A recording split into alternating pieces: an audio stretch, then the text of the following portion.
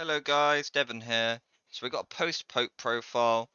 Some things have changed, some things are still, we're still testing. We're not exactly sure how the format will look, but we assume Sprite and Tier will be around, Mathmech will be around, some Tier 1 decks will still be around, so this is just what we think will be good. If you want some in-detailed explanations for the reason why we play the ratios, we do already have another deck profile up, so even though it might be a bit outdated, I'd recommend go watch that if you want to know why we play, like for example, 5 high scales and some other things. But yeah, just going to jump into it. So things I explained before, obviously the core of the deck: 3 Zefra, 3 Zefrano, 1 Exciton Knight, 1 Wendy, 1 Pilika, 1 Naga. 3 Thuban, we were on like 2, but we put it to 3 because we're on a higher deck count. 3 Raxi, 1 Terraforming, 3 Oracle, 3 Providence, a 3 Prosperity as your rotors. Prosperity really good. Post sliding can grab a card, and there's your like your 6 to 7 rotors.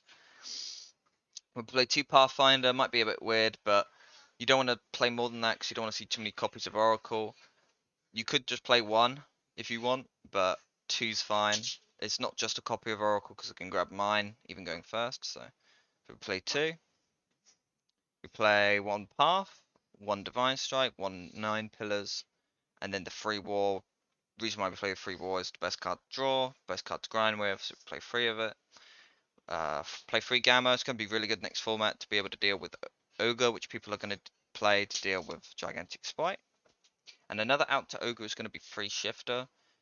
It's going to be really good versus Tier. It's going to be decent versus Spite. That's why we moved it out of the side deck, because we don't believe that mine is going to be that insane versus Sprite. It's going to be really good versus other decks, but versus Sprite in particular, because they set up so many negates and they're going to have smashers, we believe Shifter is going to be a better blind option in the main deck, and we might side that out for like stuff like Sphere Mode that's more effective versus them. But Shifter's still pretty good. It's going to force them to end on 2 interactions, which is deck can push through with a good hand.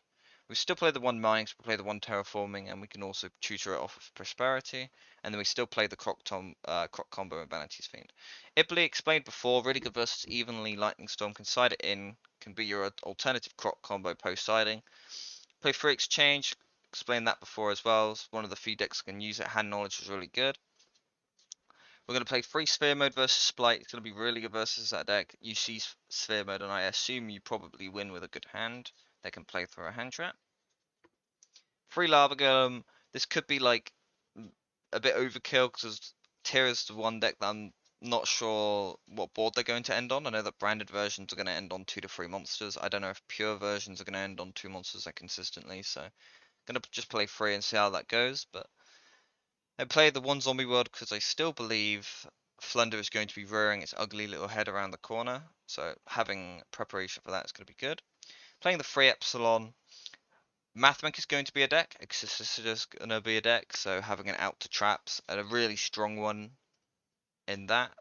So Epsilon's going to be really nice versus Mathmech. It's going to be really good versus like rogue trap decks. Even though you can beat Eldritch with just your engine, it's always nice to have an out to some stuff like D-Barrier, Anti-Spell, or if they flip some annoying flood on you. So it's really good to have it Epsilon. So and I had a free 15th slot, so I just put Cami in.